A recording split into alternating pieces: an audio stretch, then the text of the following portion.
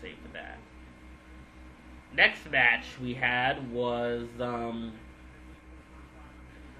WWE Champion CM Punk versus Chris Jericho. So while John Laurinaitis was celebrating his victory with his team, John Laurinaitis, states CM Punk. Oh, I forgot. After the match, Eve was trying to comfort Zack Ryder, cheer her up and stuff, but then I thought Zack Ryder was going to leave and walk away, but unfortunately turns around for a kiss. Eve low blows Zack Ryder and then walks off. So I don't know what was that all about, but it seems like Zack Ryder's the loser. I think that's what Eve's going to say, which apparently she said she should manipulate Zack Ryder, but that's for another time. And yeah. So after John Laurinaitis was celebrating with his team, like I said before, John Laurinaitis goes to CM Punk saying, "Oh, if you get yourself disqualified and you let your anger get the best of you, something, then you're gonna get disqualified." Unfortunately, that wasn't the case.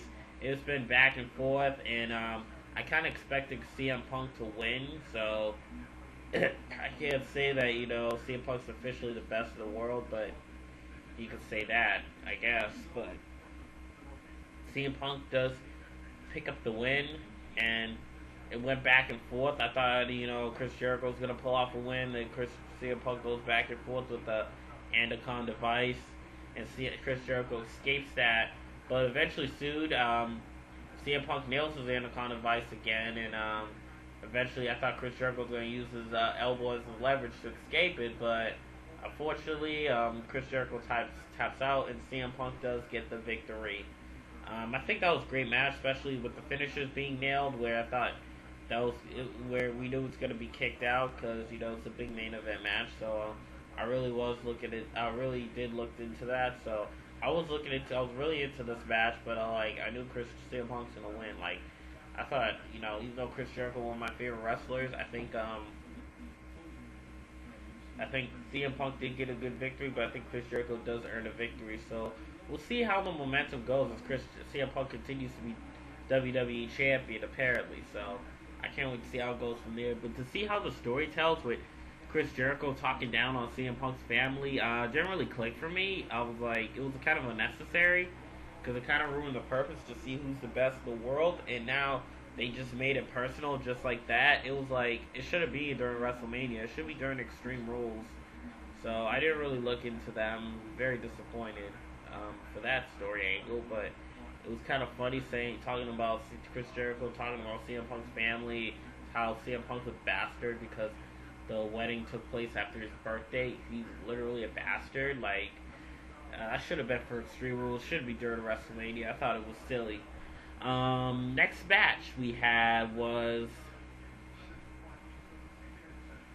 What was the next match? Next match we had Brodus Clay segment, and okay, it was kind of odd that he said, "Oh, call my mama," and I was like, all right, who played Mama Clay? I thought it was gonna be his actual mama coming out, but it was just a random Mama Clay and the Bear Club something, in a group of the same, just bunch of people dressed in the same costume just dancing. It was just kind of funny, and ironically, it was longer than the World Heavyweight Championship match, like I heard from Denzel S27, and that's just one big thing we didn't get. So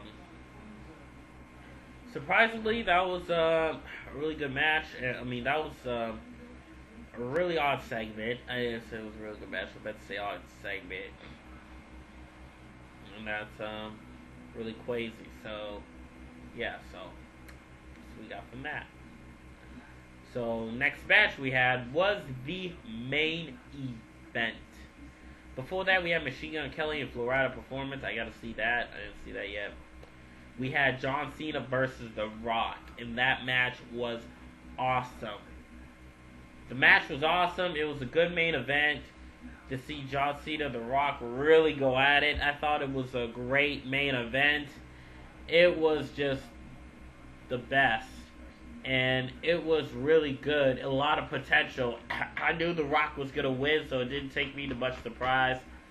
But see them go back and forth and finally get to any physicality.